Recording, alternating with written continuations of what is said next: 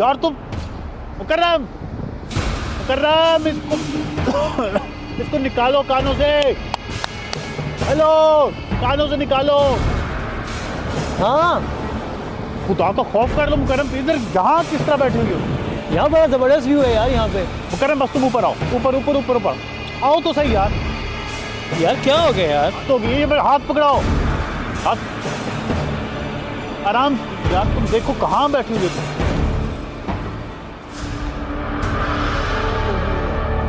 क्या हो गया? हम जा रहे थे अभी यहाँ और तो यार इतना अच्छा व्यू था, मैंने कहा क्यों मैं डूब जाता हूँ इसमें, इतने परेशान होने वाली क्या बात है? ये व्यू मतलब आप रस्से से लटक के क्यों नहीं व्यू ले लेते? यानी ये कुछ जगह है यार, व्यू और यहाँ पे और इस व्यू में क्या फ़र्क है मुझे बता। मगर मेरा ख्याल है तुम ओवर रिएक्ट कर रहे हो, ठीक है? इतना बड़ा कोई मसला नहीं हुआ है।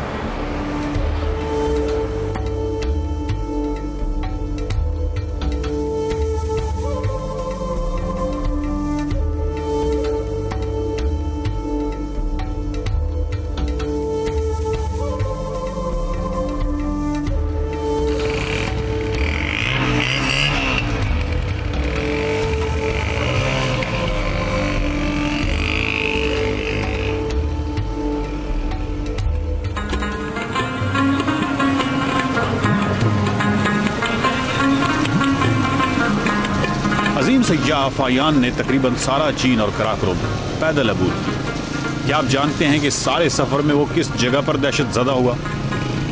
इस मकाम से जहां से हम गुजर रहे हैं। बरसेन में पीटीडीसी का एक छोटा सा होटल है, यहाँ रुके। जितनी तन्हाई और अपने आप से बात करने और अपने आप से मिलने के मौके आपको यहाँ मुयस्सर आ सकते हैं, इतने बहुत कम जगहों पर आते हैं। हमारा दावा है कि बरसेन के मकाम पर रात को जब आप पहाड़ों को देखेंगे तो शायद ये आपकी जिंदगी का सबसे मुनफरिद तजर्बा होगा। आजमाइश शर्त है। फायान यहाँ दहशत ज़दा हुआ क्यों? क्योंकि ये दरिया सिंध का वो इलाका है जहाँ दरिया सिंध बाकायदा ऊंचे पहाड़ों में कैद हो जाता है, बमुश्किल गुजरता है और चिंगाड़ता है।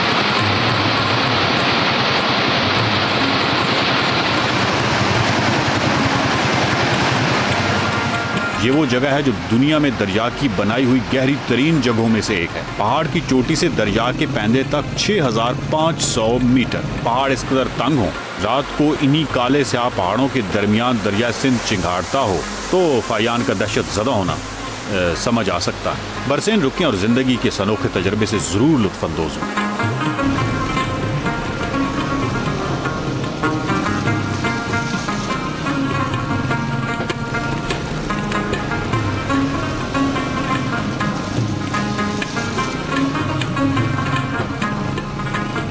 इस वक्त हम पहुंच चुके हैं बरसीन से आगे और यहाँ पर एक बहुत ही खूबसूरत नाला जो है वो दरिया सिंध में मिल रहा है। और यहाँ की इंटरेस्टिंग बात यह है कि जो नाले का रंग है वो ब्लूइश है और जो दरिया का रंग है वो थोड़ा गदला है। और जब ये दोनों आपस में मिलते हैं तो इसको देखने का मंजर बहुत खूबसूरत है। और इस वक्त मैं यहाँ बैठ के इसी चीज़ को एंजॉय कर रहा हूँ। एज़ यू नो कि वक़ार से थोड़ा सा खटपट चल रही है मेरी और अभी तक बात नहीं हुई है।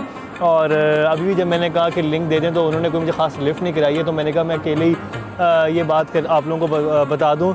और मतलब मुझे मालूम है कि आगे काफ़ी मुश्किल वैली स्टार्ट होने वाली है जो चिलास की तरफ जाता है रास्ता। जो लोग इस रोड पर ट्रैवल कर चुके हैं उन्हें आइडिया है कि बरसीन के बाद से चिलास तक का जो एरिया वो बहुत एम्प्टी है, बहुत ही डिफरेंट लैंडस्केप है, बहुत ड्राई है।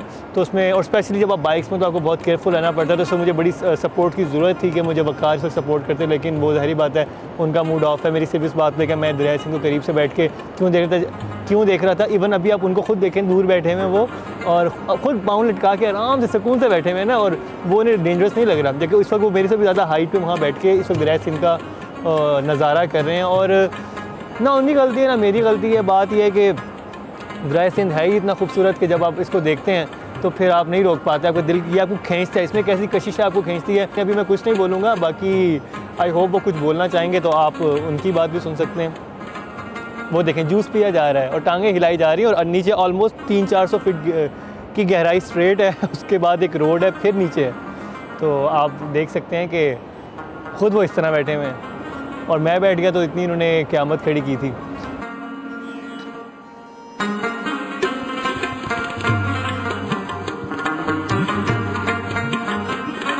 सवात की तरफ से जो नाले आते हैं और इधर इस साइड से नारायण की वैली की तरफ से जो नाले आते हैं, खूबसूरत सब्ज़ नीले बहुत खूबसूरत नाले होते हैं।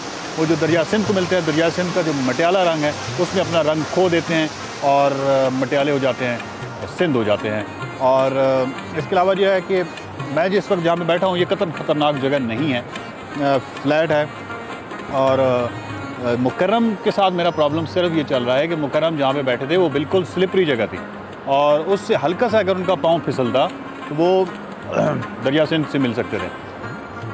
जबकि जहाँ पे मैं बैठा हूँ ये बड़ी सेफ़ जगह है। यहाँ ये देखें, ये सेफ़ जगह है, यहाँ पे बिल्कुल फ्लैट है। गो के थोड़ा सा डाउन है, लोग छोटे छोटे नज़र आ रहे हैं, दरिया सिंध बहुत खूबसूरत नज़र आ रहा है। लेकिन जब तक कि मैं ख़ुद ये कसद ना करूँ कि मैं यहाँ से ये उठ के यूँ छलांग लगा दूँ, उस वक्त तक कुछ नहीं हो सकता।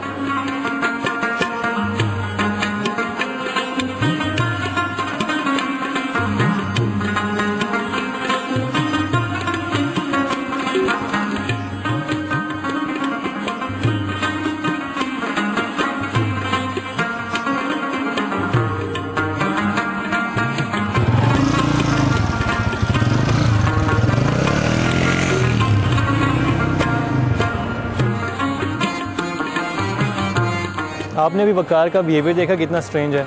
इवन ही नोज़ कि आगे कितना ख़तरनाक एरिया स्टार्ट हो रहा है, कोई आबादी नहीं है और मुझे उसमें लिटरली गाइडेंस की ज़रूरत है, लेकिन वो बिल्कुल खामोशी से आगे निकल गए हैं। अब लेट्स सी आगे क्या होता है, लेकिन होप फॉर द बेस्ट, इंशाल्लाह सब सही रहेगा। और आप हमारे साथ ही रहिए और ज़बरदस्त जर्नी को देखते रहिए, क्योंकि इस जर्नी को देखने के लिए सफ़र है शर्त।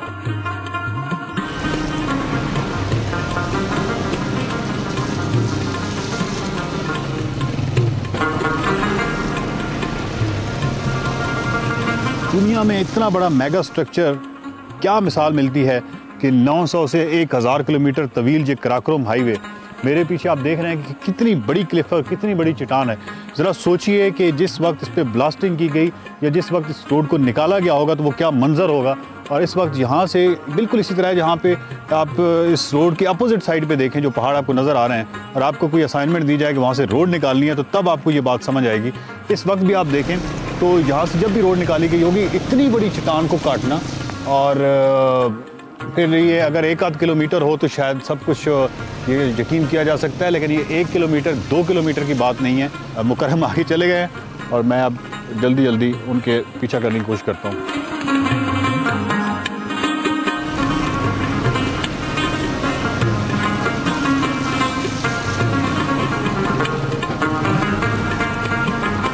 एज़ यू नो कि हम बरसीन से आगे निकल चुके हैं चिलास की तरफ, और मैं एक्साइटेड तो बहुत हूँ और पुरजोश हूँ, लेकिन इस वक्त मैं टोटली हैरत ज़दा हूँ।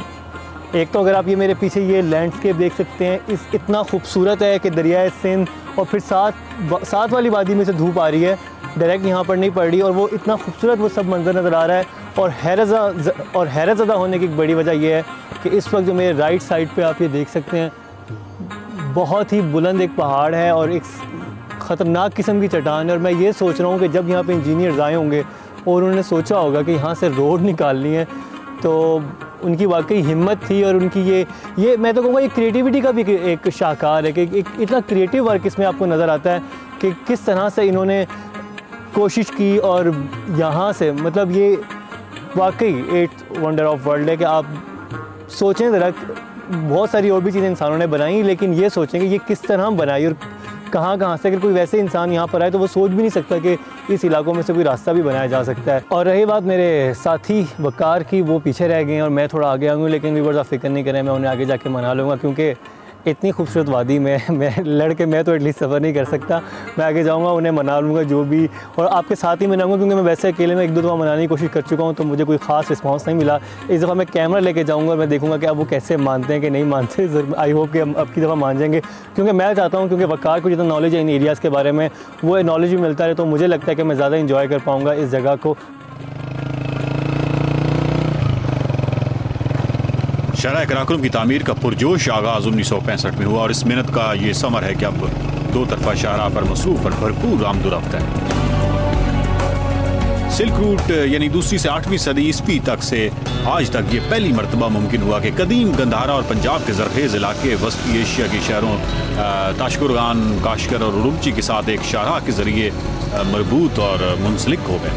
शुरू में भारी मशीनरी पहुंचाने के लिए कोई रास्ता नहीं था, चुनांचे पाकिस्तानी हवाई फौज ने 10,000 टन वजनी मशीनरी मुख्तलिफ मकामात पर पहुंचाई। इस राहगुजर में चट्टानें और ज़मीनें मुख्तलिफ साख्त और मुख्तलिफ ज़मानों की जोग्राफियाई तजाद का मज़र थी, जिसके सबब पत्थरों को तोड़ने और काटने के लिए औजारों की साख्त और वज़ा को बार बार बदलना पड़ा और कई तरह की आरियां, बर्मे और बारूदी सुरंगें इस्तेमाल की गईं। मजबूत चट्टानों को उड़ाना और रास्ते बनाने के लिए 8000 टन मखसूस बारूद शाहराह कराकुरम के लिए खर्च हुआ। शाहराह कराकुरम का बाकायदा इख्तिताम 18 जून 1978 को थाकोट के मकाम पर हुआ। ये दिन न सिर्फ पाकिस्तान और चीन के अवाम के लिए यौम मुसर्रत था, बल्कि सारी दुनिया और पूरी इंसानियत के लिए मेहनत की अजमत का एक तोहफा था।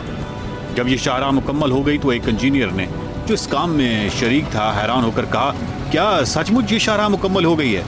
क्या ये कारनामा हमने अंजाम दिया है?